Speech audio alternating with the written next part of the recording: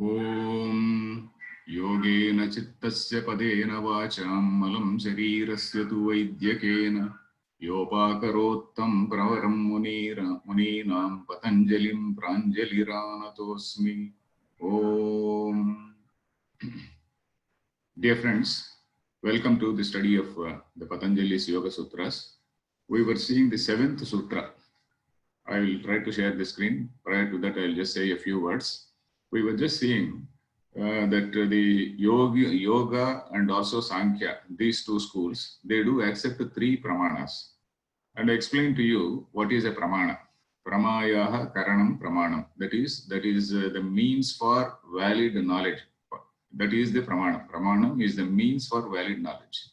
Like if I want to look at an object, my eye is the pramanam at the transactional level. But in the Yoga Shastra and also in Sankhya Shastra and also in Vedanta, the eye is not the pramanam. It is the Chaitanya which is the pramanam. It is the Chaitanya or the Purusha which is behind the Antakarana. That is what is a knower, and not my eye nor the mind. So intelligence or knowledge is not something which is produced in the mind. Mind appears as though it is intelligent. Mind appears as though it is perceiving, but the real perceiver is that Purusha. But still, for all transactional purposes, for all practical purposes, we do accept the pramana, I as a pramana, and we do accept some of these things which Nayayikas, the logicians, etc., they do accept. So that is the reason why the Sankhya philosophy also accepts 3 pramanani. That is Pratyaksha, Anumana, Agama. Pratyaksha, Anumana, Agama, Pramanani. That was the sutra we were seeing. I will now share the screen.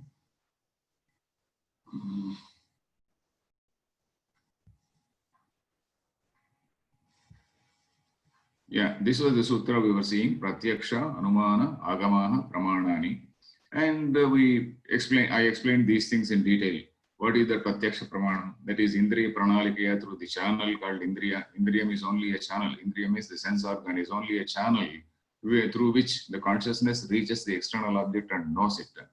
Tad Vishaya, and also in the Pratyaksha Pramanam, in every object, there are 2 things, that is general and specific.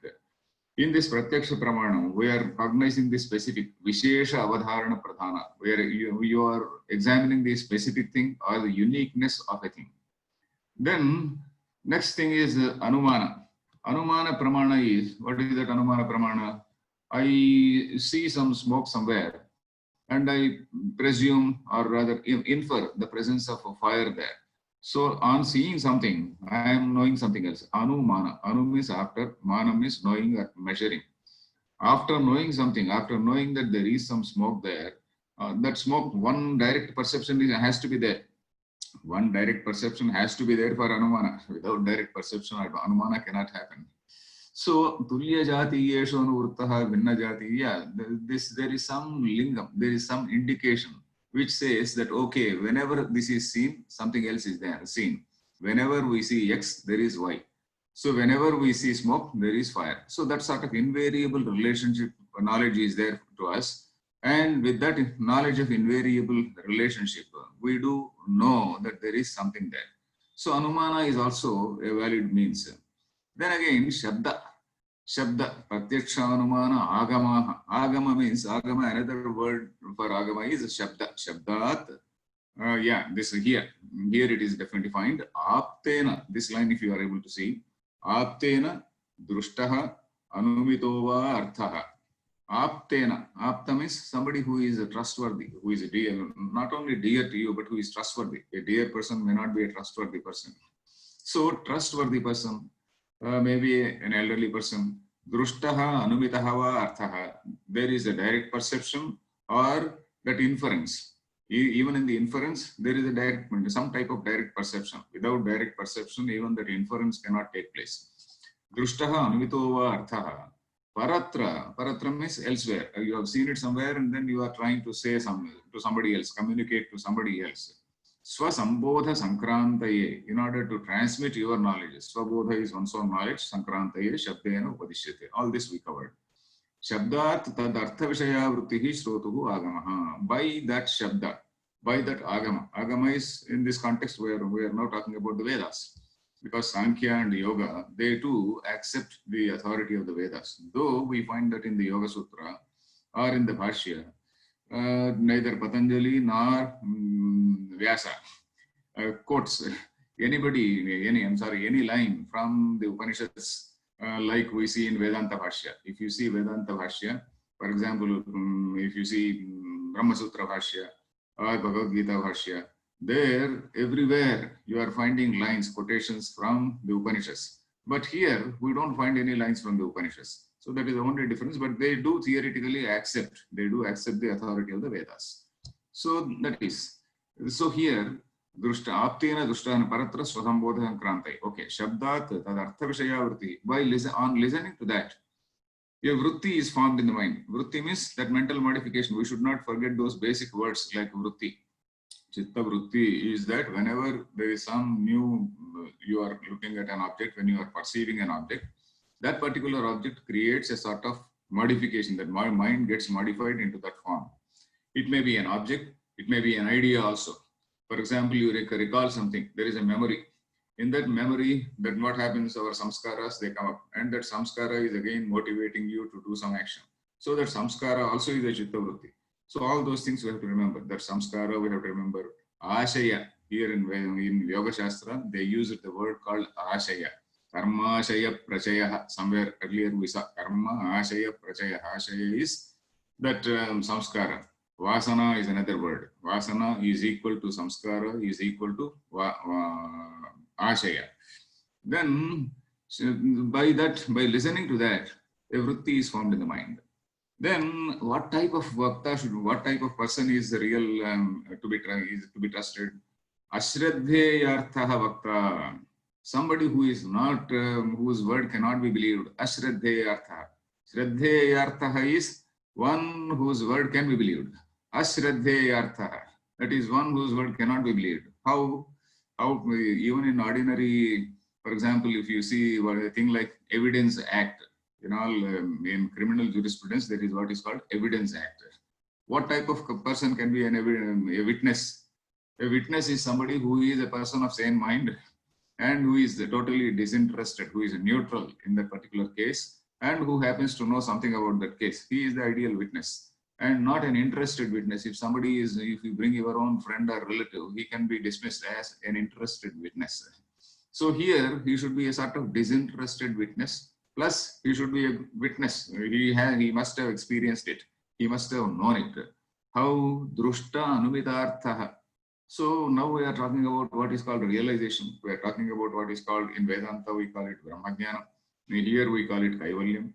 And drushta anumitarthaha. Either he knows it, either he has experienced it. Because both in Vedanta and also in Yoga, experience is accepted. In Vedanta, while studying Vedanta, we saw that Shankaracharya accepts three things: Shruti, Yukti, and Anubhava. Shruti means the text. Yukti is a logic. Text means the Vedas, authority of the Vedas. Yukti is a logic, and Anubhava, one's own experience. A Brahmajnani, he is a person who is a really realized person. That has to be accepted. His state of that Jnani Sthiti, that has to be accepted. So similarly, here also, that Kaivalya, somebody who has attained that Kaivalya, means he has seen it, he has experienced it. Drushta. Anumita. Anumita means, okay, he is still in the sadhana stage, or maybe, he is still in that stage of contemplation, dhyanam and all that, he is still a practitioner. So, but still he is a vakta, he is also saying something. Drushta anumitarthaha. Sa agamaha plavate. Plavate means, here, person who is ashraddheyartha. If he is somebody who has not known it either by perception or by inference, that sort of statement, it fails, plavate. Moola vaktaritu drushtanumitarthe. When that person who is saying is saying on the authority of drushta or anumita, that is either perception or by inference. So whatever he says becomes a nirviplava. Nirviplava means it doesn't fail. It is fail-proof, something which is trustworthy. So here, up to this point, we studied. This last line we were about to study, or rather we just rapidly read it. Moola Vaktari. Vaktari is Saptami Vibhakti. Moola Vakta, Vaktari. That is in that person. Moola Vaktari Drushtanuvidarthe Sati. That is when that Moola Vakta is Drushtanuvidarthaha. That is one whose Artha, whose knowledge, here Artha is whose knowledge, is Drushta Ranuvita. Either known directly or known by inference. When he is the speaker, when he is saying something, that Nirviplavaha Syat. For example, a Vedic Rishi is saying about his Brahmagyani. Somebody who says, oh, Aham Manurabhavam, like Vamadeva, he says, Aham, what is that line? Anyway, forget that line. Aham Manurabhavam, some statement is there. So like that, I am everything. So he makes a statement.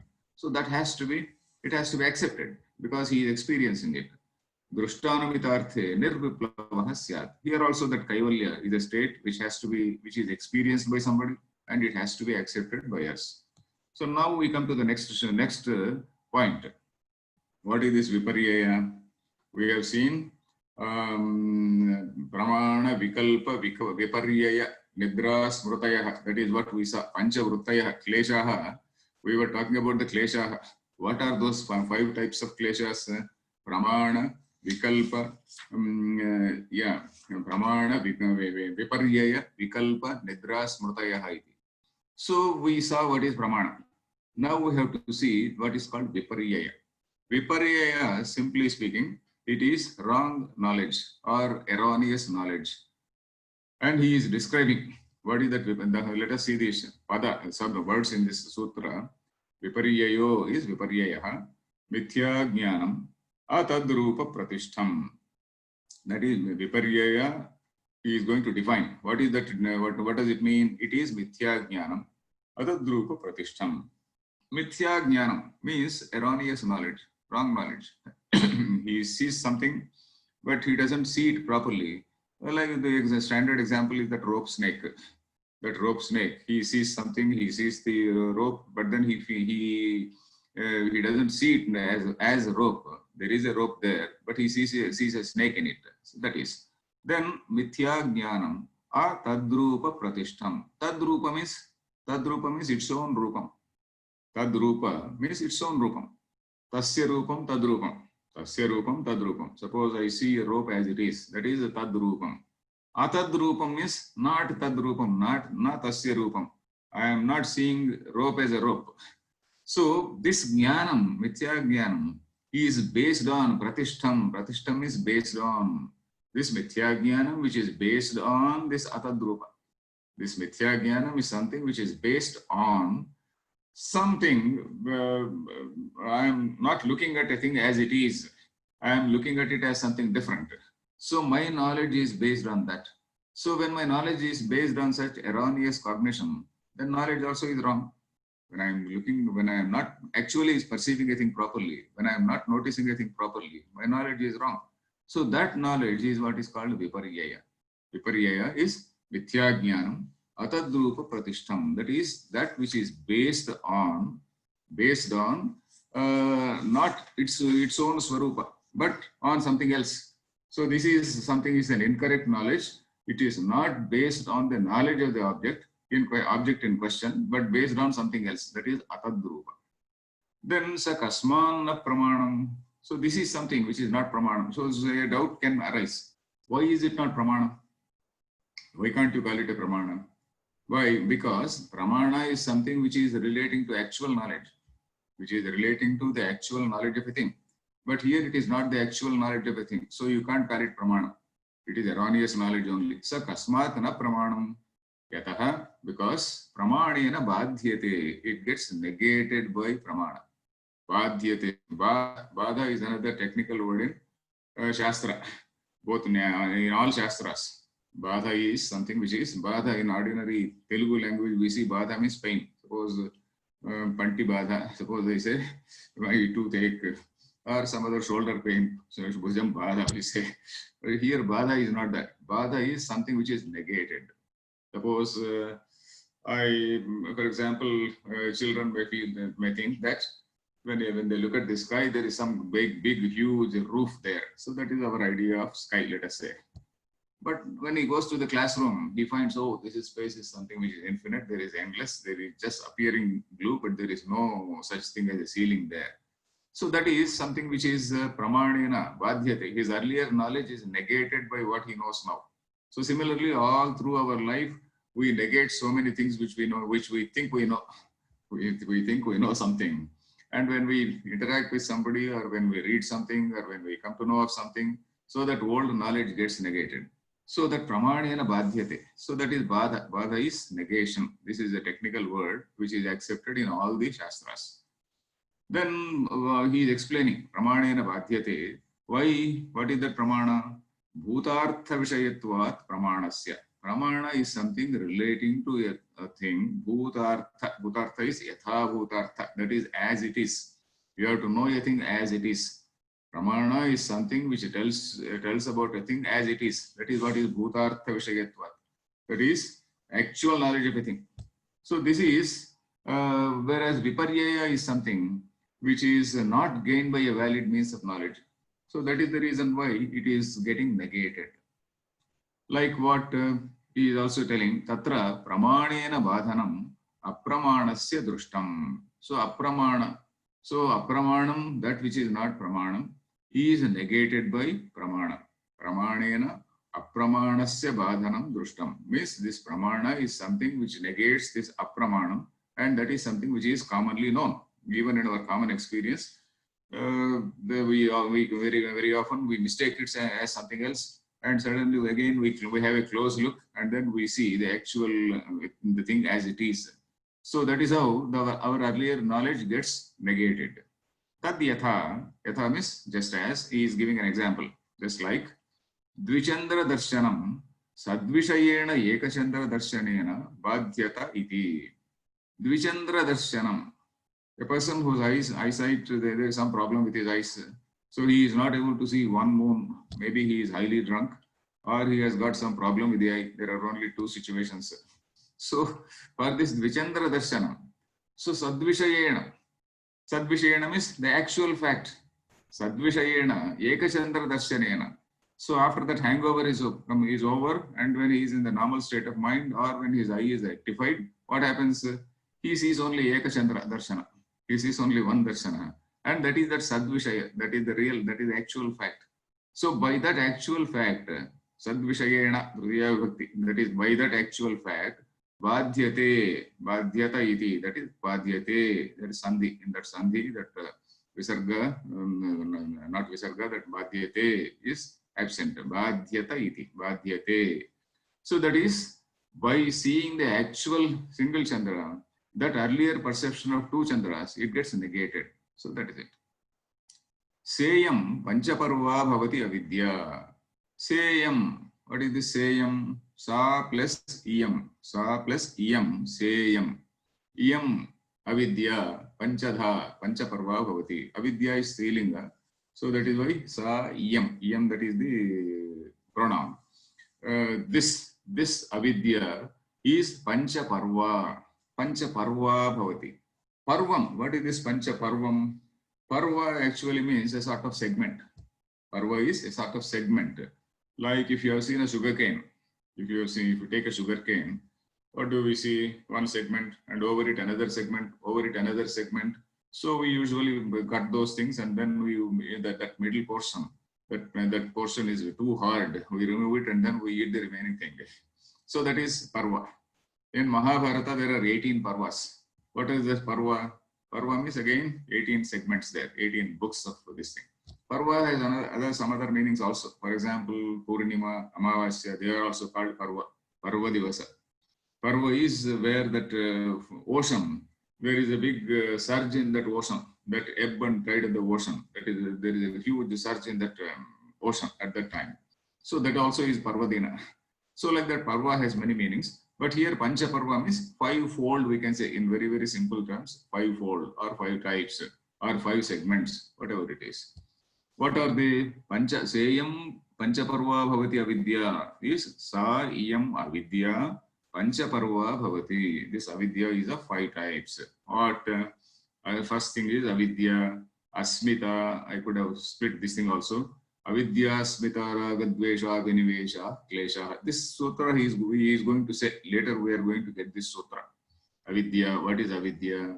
Avidya, right now, you can just have a vague idea that the very preliminary idea is knowing a thing wrongly. That is avidya.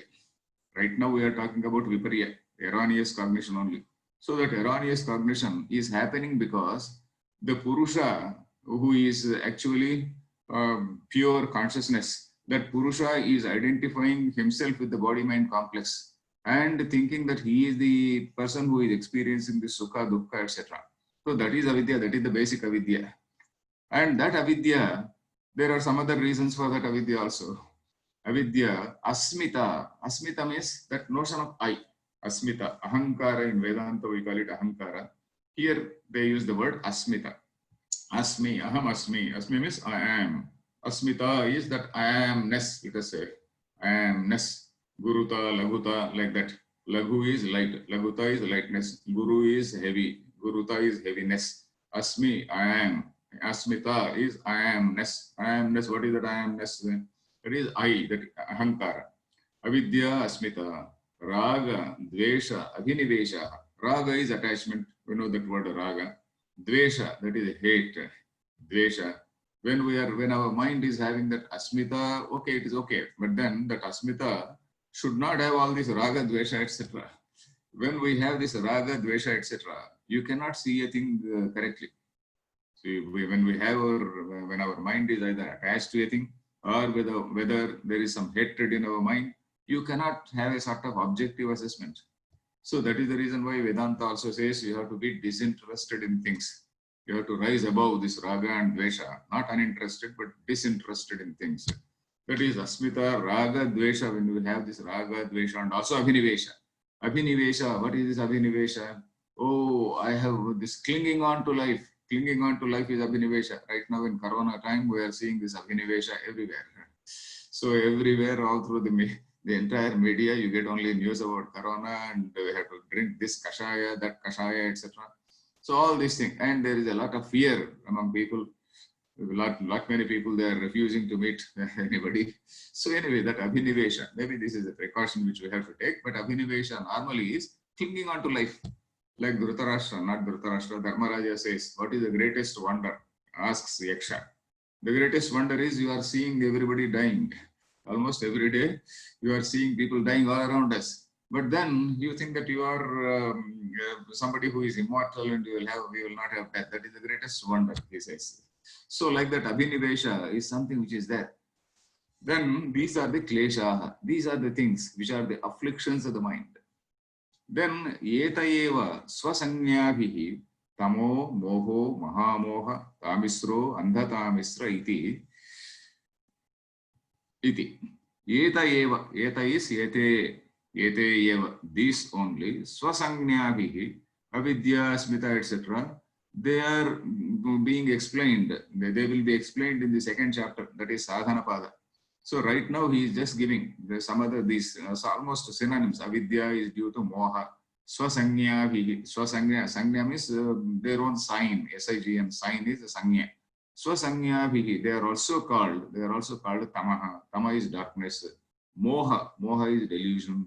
Maha is great delusion. Tamisra again is darkness only. Tama also is darkness. Tamisra also is darkness. The differentiation which we will see later, we will see in the second chapter. Tamisra, Andha Tamisra, that is extremely blinding darkness. Andha Tamisra. So various degrees of ignorance, various levels or degrees of ignorance. Tamaha, Mohaha, Mahamohaha, Tamisraha, Andha Tamisraha, iti. Yete chitta mala prasangena abhidhasyante. Yete, these things. Abhidhasyante, they will be told, dhasyante, karmani prayoga, chitta mala prasangena, in the context of that chitta mala, prasangam is context, chitta mala prasangena, when we discuss that particular subject called chitta malam, chittam is mind, malam is impurity, chitta malam is the impurities of the mind. What are the impurities of the mind? Same thing, klesha, avidya, asmita, raga, dvesha, abhinivesha. So gradually, we have to do some prayatna and abhyasa vairagyabhyam tan nirodha, he is going to say. You have to constantly educate the mind. And number two, we should also practice vairagya. Vairagya has to be practiced. Vairagya cannot be practiced without knowledge. Knowledge also has to be there. On one side, the mind has to be educated, and on the other side, this vairagya has to be practiced. Otherwise, this knowledge will be there with us. Okay, knowledge is there, and you go to satsang and listen to that, and then coming back, we are fully again back into our raga dvesha. It cannot, it should not be so. We have to, once you listen to that satsang, we should try to practice it, put it into practice. Some little bit of Salpamapyasya dharmasya prayate mahato bhayat, says Gita. So some small approach in some small way, suppose we approach. So it gradually leads to purification of mind. Definitely it will lead to purification of mind. There is no doubt about it. Chittamala prasangena abhidhasyante, they will be told. So this is the 8th sutra. Now vikalpa. What did we see? Pramana, Viparyaya, Vikalpa, Nidra, Smrutaya. These 5 are the kleshas, isn't it? Are the vrittis, isn't it? These 5 types of vrittis. Pramana, Viparyaya, Vikalpa, Nidra, Smrutaya. We saw what is Pramana and we saw what is Viparyaya. Now we are going to see what is Vikalpa. Vikalpa, what is this? If you see the etymological meaning, Kalpanam. Kalpanam means imagination. Vikalpa means Vividham Kalpanam. So that is wildly imagining. Vividham Kalpanam is something called wild imagination. We can also say that. Even when there is no object, it is somewhat like daydreaming. So Shabda Jnananupati Vastu Shunyo Vikalpaha. So here, suppose somebody says any grammatically correct statement can give some meaning. If you see just any grammatically correct statement, there is a flower, there is a building in the sky. Suppose I say, there is a building in the sky. It is something which is grammatically correct, and but building in the sky is impossible. Somebody says familiar, I'm just giving the familiar examples because in Vyasa Bhashyam, he is going to give very tough examples. Then what else? For example, oh, he is the son of a barren woman. That is very familiar examples in Shastras. Son of a barren woman is what? A barren one, the moment you say son of a barren woman, she is no longer barren. So that is something which is contradicting. It is a sort of impossible statement, but grammatically it gives some meaning. It also causes some vritti. Here the important point is, this vikalpa also is a vritti. It is something which is happening because of listening to certain shabda. Certain shabda means certain words. So grammatically correct words, they do give some meaning. So there's some Shashashrunga, another horn of the hare is another example which is famously given. So anyway, so let us see Shabda Jnana Anupati. Shabda Jnanam. What is Shabda Jnanam? Shabdasya Jnanam, Shabda Jnanam. A flower in the sky. Flower we know, in the sky we know. So all these words, Shabda Jnanam is there, flower in the sky. Shabda Jnana Anupati. Anupati means that which comes following something. Anupatati. Anupatati. Iti Anupati. Shabda Jnanam Anupatati. Shabdam Anusmrutya Asmakam Manasi Patati. That's all. So when you listen to a sound, that meaning, it comes into our mind. When you listen to those sentences, the sentence may be a plausible or a totally impossible or totally wild statement, but there is a meaning conveyed. And that meaning, it is a that forms a vritti. And here Shabda Jnana Anupati, Shabda Jnanasya Anupati, or Shabda Jnanam Anupatati. Dvitiya Vibhakti also you can say Shabda Jnanam, Shabdasya Jnanam, Shabda Jnanam. Knowledge of a word, knowledge of some statement. Coming behind that knowledge, coming along with that knowledge, coming along with that Shabda Jnanam, there is a vritti which is formed in the mind. And in this vritti, vastu shunyaha, there is no vastu. If there were to be vastu, then it would not be a vikalpa. It would be an actual statement. It would be an actual statement. It can fall under pramana or it can become viparyaya. Suppose there is a vastu. If there were to be a vastu, it will become pramana or a vikalpa or a viparyaya. If the knowledge is correct, Shabda Jnana Anupati knowledge is correct, then it becomes pramana. If the knowledge is incorrect, then it becomes viparyaya. That is what he is going to discuss in the next line. The next line is Bhashyam. This big font is Sutra. Sabdajnanupati vastu shunyo vikalpaha. It means that vikalpa is that vritti, chitta vritti, we are referring to that vritti only. That vikalpa is that vritti which follows a particular, which happens in our mind on listening to a particular statement, which happens in our mind on listening to a particular statement, but in which there is no actual vastu, there is no substratum for that whatever statement has been made. Vastu substratum is, suppose there is a flower somewhere, that is the substratum, but there is no real flower in the sky. So that is, there is no, in the absence of any substratum. Vastu shunya, that is absence of any sort of substratum. So that sort of vritti is called vikalpa. I hope it is clear. Then sa na pramana, so pramana uparohi, pramanoparohi. That should not be broken, so that is why I did not break. Sa na pramanoparohi. This vikalpa, sa is referring to that vikalpa. That vikalpa, it does not come under, or it does not fall under the category of pramana. Pramana uparohi. Uparohi means coming under. Uparohi is coming under or falling under the category. So that is that uparohi. Upa-arohi. So saha na pramana uparohi means it does not come under pramana. Na viparyaya uparohi cha. And it does not fall under viparyaya. Why? That is because if this Shabdajnanam is real knowledge, then real knowledge of a real object. If it is a real knowledge of a real object, it will become pramana. So, but then this knowledge is happening, but then there is no object, there is no real object. So that is why it does not fall under pramana. And it does not fall under viparyaya also. Why? Even in viparyaya, there is an object. Rope is very much there. Even in viparyaya, rope is very much there. We are having an erroneous cognition. But here, there is no actual object. There is no actual object. But then, we are visualizing something. It is a sort of wild imagination. So, na viparyaya uparohi cha. Viparyaya uparohi. It does not fall under the category of pramana. Does not fall under the category of viparyaya. Then let us see the next line. Vastu shunyatvepi shabdajnana mahatmya nibandhano vyavaharo dushyate. Vastu shunyatvepi. Vastu shunyatvepi means even in the absence of vastu. Even in the absence of a vastu, shabdajnana mahatmya nibandhanaha vyavaharaha dushyate. Shabdajnanam means Shabdat Utpannam Jnanam. That is the knowledge which arises because of a statement. Shabda means a statement.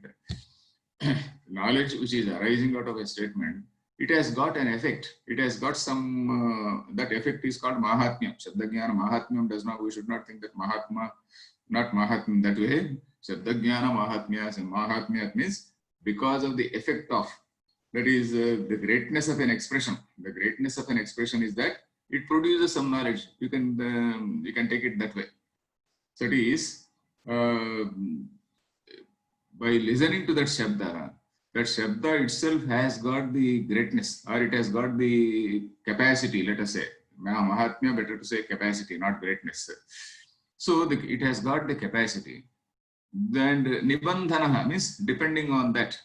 Shabdajnana mahatmya nibandhanaha means it is something which is, though the object is not there, no object is there, the very words are conveying some meaning. Words have that capacity to convey some meaning. So that vyavahara drushyate, and that even in transaction, normally in transaction, that vyavahara is happening. That vyavahara drushyate. Tad yatha, he is giving some examples. Now, this in Vyasa Bhashya, we find some examples which for which some knowledge of Shastra also is needed. Tadyatha Chaitanyam Purushasya Swarupamiti. He says this is a sort of contradictory statement. Not contradictory, superfluous. Chaitanyam Purushasya Swarupam iti.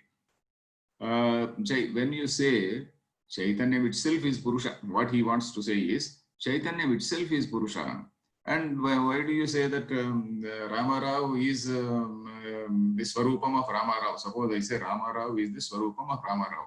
Is it a correct statement? It is a totally superfluous statement. Rama Rao is Rama Rao, that's all. So similarly, what he wants to say is Chaitanyam Purushaha, that's all. Purusha is Chaitanyam. You should not say that Purushasya Swarupam. Something like my shirt.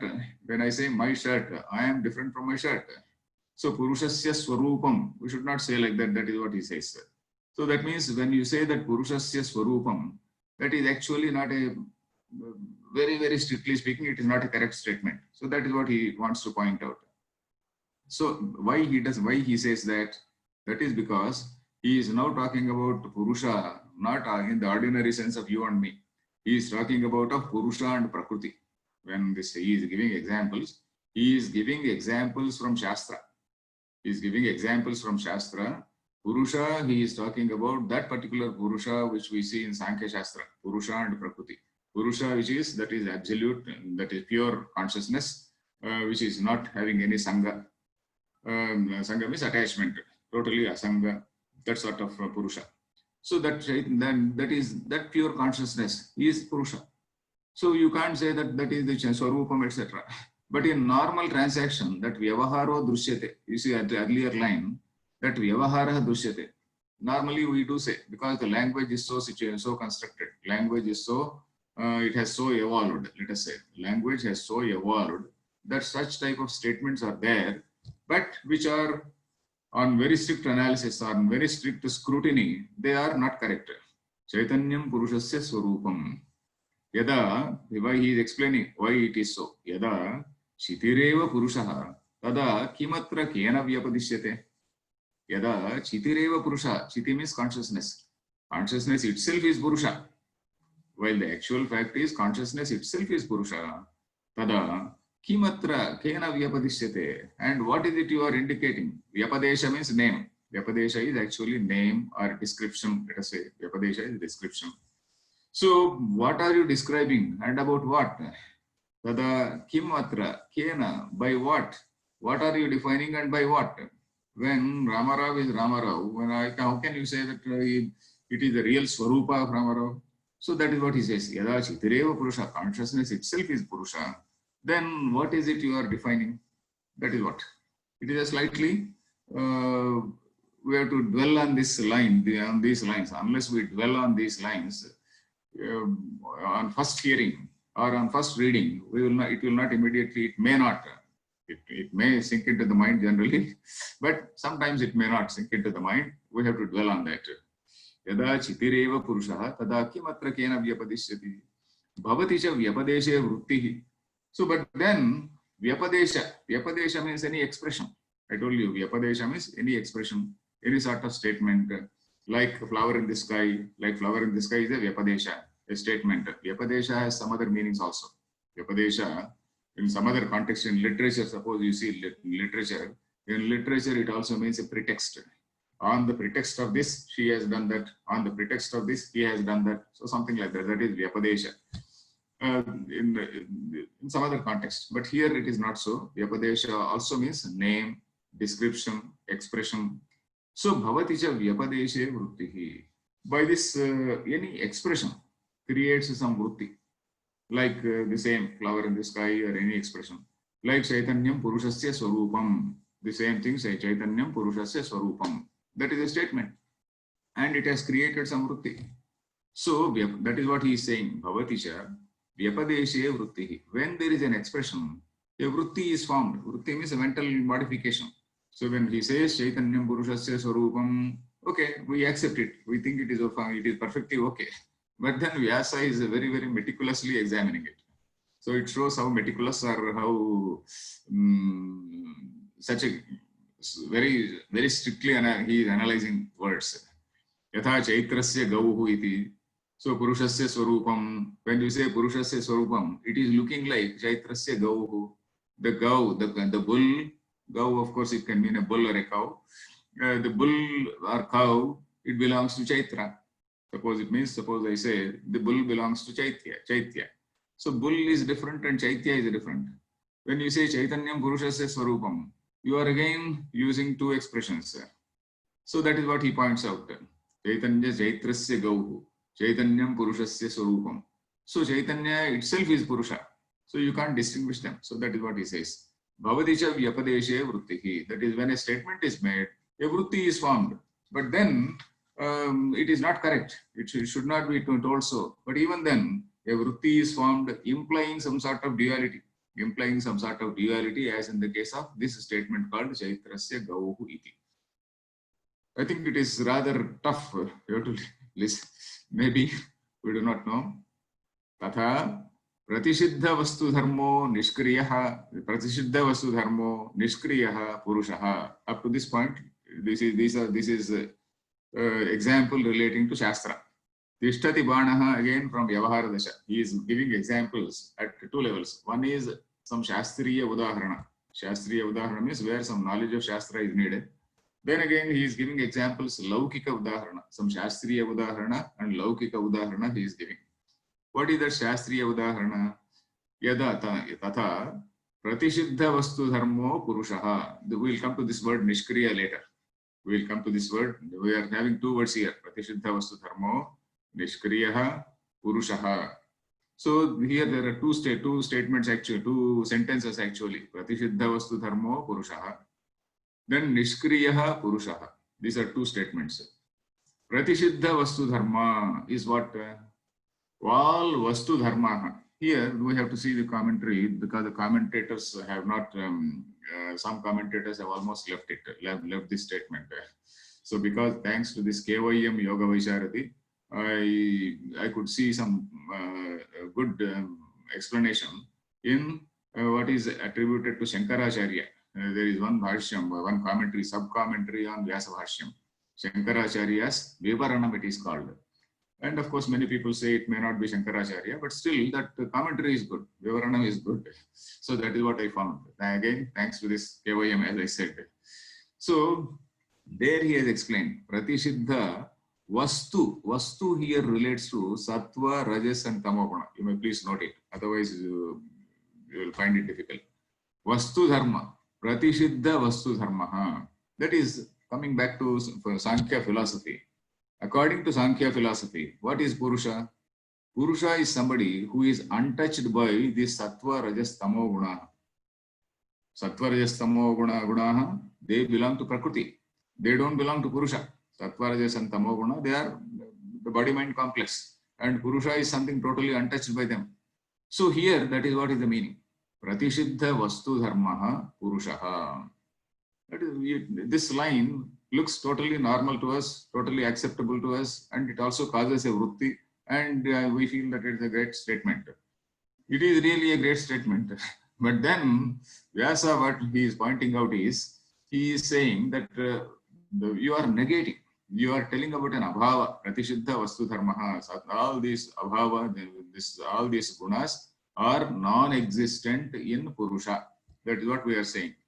When you are saying that abhava, abhava means non-existence, abhava means absence.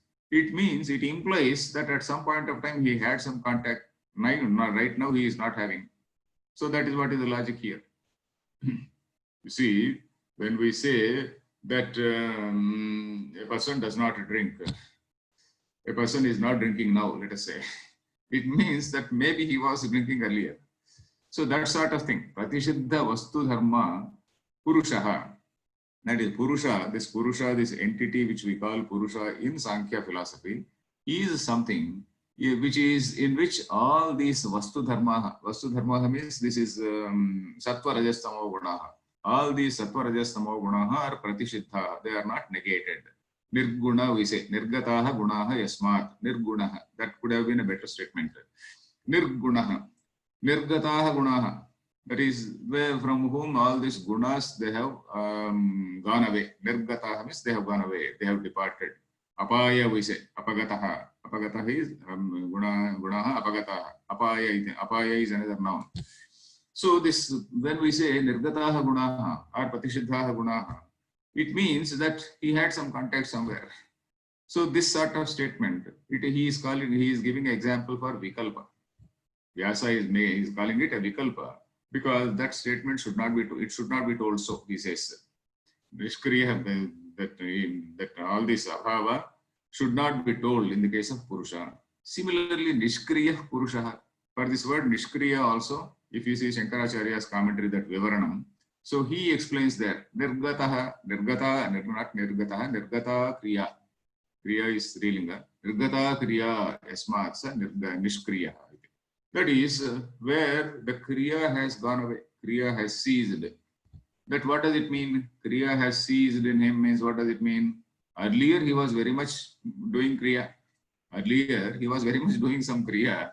Right now that Kriya has ceased in him. Nishkriya Purushaha. So Purusha, in that Purusha, that Kriya has disappeared or ceased to exist. When we say that, it means it gives a Chitta Vritti, no doubt. But it is not actually so. It is not actual fact, because in Purusha, there was no Kriya at any point of time. So Nishkriya Purushaha is an incorrect statement. It is a sort of wild statement. So that is what he says. It is a sort of wild statement. I suppose, I think you understand, you got the idea. I'll repeat.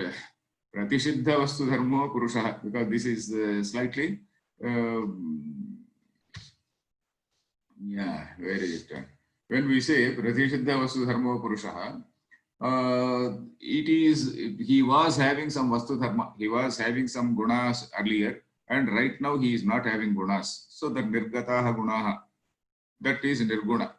Similarly, Nishkriyaha, Nirgata Kriya Yasmat sa Nirgunaha, Nishkriyaha. So that is the meaning. That is, Kriya has gone away, gunas have gone away. That means he was having gunas at some point of time, whereas it is not so. So that sort of statement, Pratisiddha Vastu Dharma Purushaha, should not be told. It is not actually not 100% correct statement, but because of the structure of language, we are using that. Vyavaharo Drishyate, that is what he said. So that Vyavahara, Loka Vyavahara is there, but it is not 100% correct statement. That Nishkriya Purushaha is also like that. Then he is giving some Laukika Udaharana, some general examples, ordinary examples. Tishtati Banaha. Tishtati Banaha means, it also implies that there was some previous movement. Here, of course, we have to know some Sanskrit also. Without knowing Sanskrit, it does not say, because Gati Nivruttau Dhatvarthamatram Gamyate, he says, that he is going to explain. Tishtati. Tishtati comes from Stha Dhatu. Stha. Stha or Shtha. Shtha Gati Nivruttau. That it comes from Shtha. Shtha is English word stay. English word stay and our Shtha, one and the same. They are cognate words. Stha Gati Nivruttau. Gati Nivrutti means cessation of movement. Nivrutti, stoppage. Gati means movement. Gati Nivrutti, stoppage of movement. Tishtati Banaha means Bana is standing still. It is right now still. It had a previous movement, but right now it is still. It is implying that the Bana was moving. When some Banam is there on the table, you should only say Banaha Asti. Suppose Bana is there, it is existing. Banaha Asti, we can say. When you say Tishtati Banaha, you are presuming some previous movement. You are presuming that it was moving, and right now it is Tishtati. Gati Nivrittir Jata. Gati Nivrittihi Jata. Iti. Gati Nivrittihi Jata Bane iti. Bana is right now staying. And the movement, whatever movement was there, it has now come to an end. That is the meaning of Tishtati. When you say Tishtati Banaha, we don't normally notice this difference. We accept it. Okay, Banaha Tishtati. Tatta Purushaha Atra Tishtati. That light Atra Tishtati. Kimapi Vaktum Shaknamaha, whatever we can say. But then Tishtati Banaha presumes that there was some activity earlier. And right now that sort of activity has ceased. So that is what he says, Tishtati Banaha. He is telling in all three tenses, Sthasyati. He is telling in future also. Sthitaha iti. Sthita is again also using some past tense also. Sthitaha iti. Tishtati. Tishtati Banaha. Sthasyati. Sthitaha. All these words, they are rather superfluous, or rather they are not exactly conveying the exact position of that Bana. Exact position of that Bana is, Bana exists. Bana is Asti. That's all. Bana Asti. It is there. We should not say Tishtati. So now he is explaining why it is superfluous. Gati Nivruttau Dhatvarthamatram Gamyate. Gati Nivruttau. Gati Nivrutti is cessation of that movement, gati nivruttau, dhatvartha matram gamyate. When that gati, dhatvartha matram, in this tishtati, you are only seeing the dhatvartha matram. When that cessation of activity has taken place, what is the actual position is, the bana is actually existing. Then, tatha anutpatti dharma purushaha iti. That is, a person is not born anutpatti dharma. That is a person in whom there are no characteristics. Such now we are talking about an ordinary purusha. We are not talking about purusha and prakriti. We are talking about an ordinary purusha, ordinary person, let us say. Person who is not born. Because anybody who is there, in every person, there are certain definable characteristics. In any and every person, there are certain definable characteristics. Somebody's nose is long, somebody's nose is short, somebody's eyes are wide, somebody's eyes are small. So like that. So all these properties are there. And somebody is having sattva guna, somebody is having rajo guna. So it is like that. So, but we cannot say the gunas are absent in him. Total abhava cannot be told. Anutpatti dharma purusha, a person in whom all no features are there. Then utpatti dharmasya abhava matram avagamyate na purushanvayi dharmaha. So here, na utpatti dharmasya abhava matram. Utpatti is one dharma. And we are telling about abhava of that. And then na purushanvayi dharmaha. And that is something which cannot happen in any purusha. Na purushanvayi, it cannot happen in any purusha. Because anybody who is there, anybody who is born, he will be having certain definable features in him. So then, tasmad vikalpitaha sadharmaha, tena cha asti vyavaharaha. Vikalpitaha, it is only wildly imagined. It is, of course, we don't say that it is wild imagination, but here, according to Vyasa Bhashya, it is an incorrect expression. When we say anutpatti dharma purushaha, athava tishtati banaha, pratisiddha vastu dharma purushaha. Purusha is somebody in whom gunas are not there. Purusha is somebody who is, Purusha is one entity where nishkriyaha. So according to this, if you see Shankara Bhashyam, all other statements like nishkalam, nirgunam, nishkalam, all these things, they become irrelevant Irrelevant statements are incorrect statements. He also notes there. So, tasmad vikalpitaha. Vikalpitaha means just imagined. Vikalpa is just imagination. Sadharmaha. Tena cha asti vyavahara. Though it is just imagined, that vyavahara is there. That loka vyavahara, that transaction, that we are using certain expressions. You are using certain expressions, that is vyavahara. That vyavahara dushyate eva. So, we will stop here. And because this, I think it is a rather dense bhashyam. Bhashyam is not so easy. And some people have skipped one or two lines also, that pratisiddha vastu dharma nishkriya purushaha. Some commentaries they have not fully explained. So some commentaries they have explained. So we will stop here. If there are any questions, we can discuss. Thank you, sir. There is one question from Pooja Balasubramanya ji. I am Yes, audible, sir? I am able to hear. Yeah. Thank you. Namaste, sir. Regarding Sutra 8, if we are fortunate to have right Acharya to guide us towards right knowledge, then the Shishya like us can know what is right knowledge and or false knowledge is. So in this illusionary world around, your voice is breaking in between. Yeah, the first few words I didn't get it properly. Oh, I'll repeat it once again. Yes. Namaste, sir. Regarding Sutra 8. Regarding Sutra number 8. Okay. If we are fortunate to have right Acharya to guide us towards right knowledge, yes, then the Shishya like us can know what is right knowledge or false knowledge is. So in this illusionary world around, how can we distinguish, by the way, right and wrong knowledge? This is one question. 1 minute. Let me. What is the last line? How in this illusionary world, how can we distinguish what is right and what is wrong? Yeah. In this illusionary world, or what is that expression? How can we distinguish between by the way, right and wrong knowledge? Yeah, because when you go to a teacher, the teacher will give you some logic. He cannot say just like that illogically. Whether you go to a Vedanta class or whether you go to any other class, the teacher has to explain each and every word.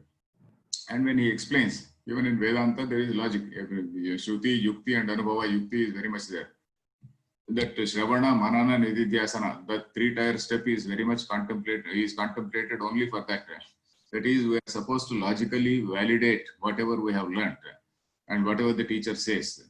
And whatever doubts we are having, we are supposed to question. We are supposed to question, and then we are supposed to clarify our doubts, and then only we have to accept.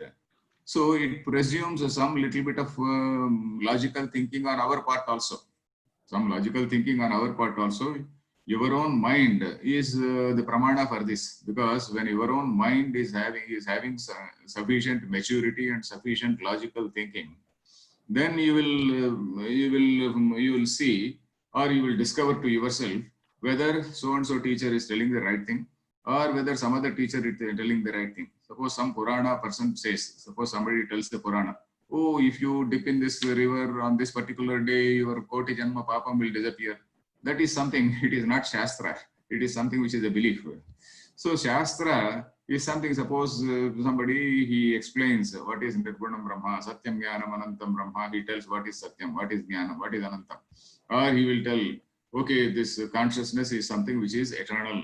How do you prove that it is eternal? So he has to guide you, he has to go to that, what is that Vedanta Panchadashi, he has to take those shlokas, initial shlokas, and he has to explain to you that yes, this is consciousness is something which is eternal.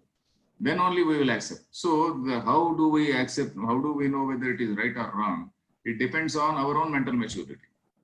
Then that is the reason why many people, they follow only this pravachanakars. Suppose somebody is telling some pravachanam, some Purana pravachanam, and in that Purana pravachanam, he keeps on telling, oh, there are certain mighty great rahasyas and this great secrets are there in this particular mantra. You keep on chanting it, you will go to this Brahma Loka, you will go to that Loka, etc. That is again something which is talking through his hat only.